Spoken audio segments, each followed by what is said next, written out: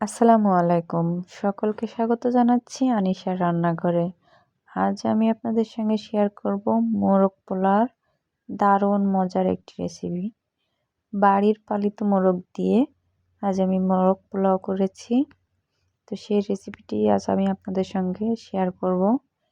দেখতে যতটা সুন্দর হয়েছে, খেতে এর থেকে বেশি মজা ছিল। চলুন রেসিপিটি শুরু করি। এখানে আমি প্রথমে মোরগটা খুব ভালোভাবে কেটে ধুয়ে নিয়েছি, পিস পিস করে নিয়েছি। এখানে আমি 8 টুকরা মাংস নিয়েছি। এখানে টক দই এবং লবণ দিয়ে আমি খুব সুন্দরভাবে মাখিয়ে 1 ঘন্টার জন্য ম্যারিনেট করে রেখে দিব। এই তো ম্যারিনেট করা হয়ে গেছে। এই তো ফিরে আসলাম 1 ঘন্টা পর। এই মাংসটা রান্না করে নিব। প্রথমে কড়াইয়ে তেল বসিয়ে দিয়েছি।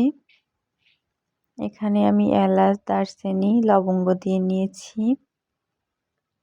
একটু নাড়াচাড়া করে এখানে আমি পেঁয়াজ কুচি দিয়ে দিব। পেঁয়াজটা একটু বেশিক্ষণ ধরে ভাজবো, একটু লালচে লালচে মতো করে নিব। মোরগ পোলাও বলে কথা, রান্নাটা তো একটু অন্যরকম হতেই হবে। এই তো পেঁয়াজটা হয়ে গেছে, এখানে আমি মাংসগুলো দিয়ে দিব।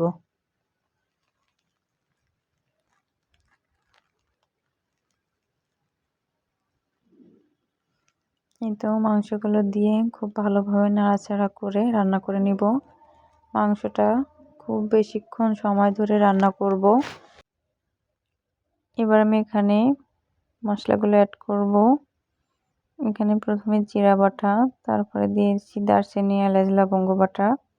এবার দিয়ে নিয়েছি মরিচ বাটা, শুকনো মরিচ, আদা বাটা, রসুন বাটা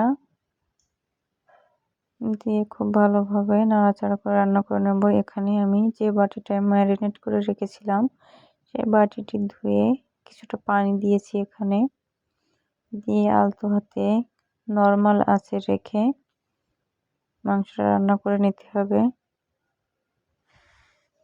এটা যেহেতু দেশি মুরগির মাংস, সেহেতু সিদ্ধ হতে অনেকটা সময় লাগবে। ব্রয়লার মুরগির মাংসটা যেমন তাড়াতাড়ি সিদ্ধ হয়ে যায়, এটা কিন্তু তাড়াতাড়ি সিদ্ধ হয় না। এবার এখানে দিয়ে নিচ্ছি বিরিয়ানির মশলা। বিরিয়ানির মশলাটা দিয়ে আরও কিছুক্ষণ আমি রান্না করে নিব। এবার এখানে কাঁচামরিচ দিয়ে নিয়েছি বেশ কয়েকটা। মাংসটা খুব ভালোভাবে নেড়েছে, সময় নিয়ে রান্না করে নিয়েছি আমি মাংসটা। অতটা সময় তো আর ক্যামেরায় দেখানো সম্ভব হয় না। এই তো আমি মাংসগুলো একটা বাটিতে উঠিয়ে নিয়েছি।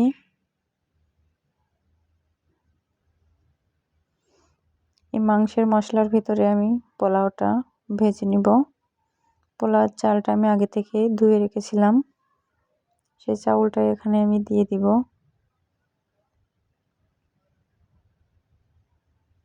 দিয়ে খুব ভালোভাবে নেড়ে চেড়ে ভেজে নিব।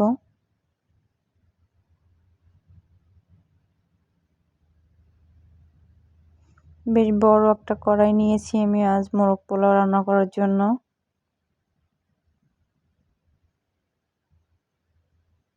খুব সুন্দরভাবে নেড়ে চেড়ে ভেজে নিব যতক্ষণ পর্যন্ত চাউল দিয়ে একটা শান আওয়াজ না আসবে, ততক্ষণ নেড়ে চেড়ে ভেজে নিতে হবে।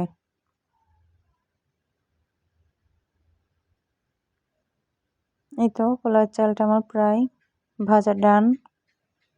তো আমি এখানে এবার পানি দিয়ে নিব।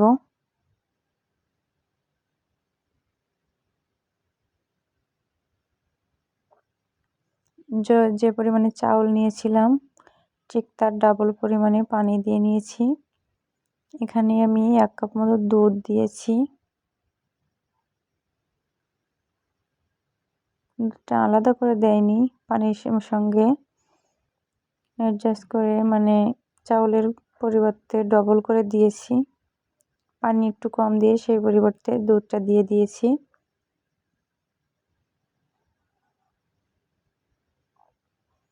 এখানে পরিমাণ মতো লবণ দিয়ে নিয়েছি। অল্প পরিমাণে লবণই দিলাম, কারণ মাংসে লবণ আছে যেহেতু বেশি লবণ দেওয়ার দরকার নাই। এবার ঢাকনা দিয়ে ভাতটা রান্না করে নিব।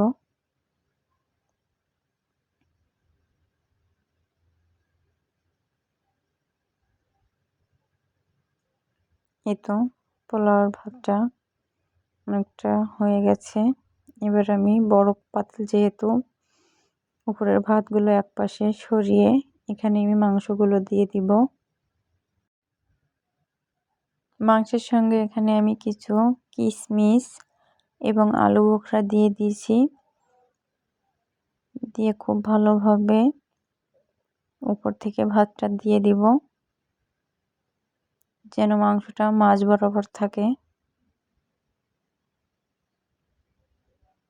এভাবে দিয়ে খুব সুন্দরভাবে তেলামুলো করে রেখে দিব। উপর থেকে এভাবে খুন্তিটাকে টেনে টেনে উপরটা আমি এই তো এভাবে করে দিয়েছি। এবার আমি এটা ঢাকনা দিয়ে দমে রেখে দিব।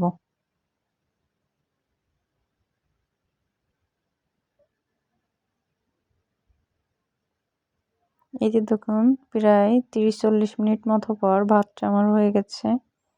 কতটা ঝরঝরা হয়েছে এবং লোভনীয় হয়েছে। রেসিপিটি ভালো লাগলে চ্যানেলটি সাবস্ক্রাইব করে পাশে থাকবেন।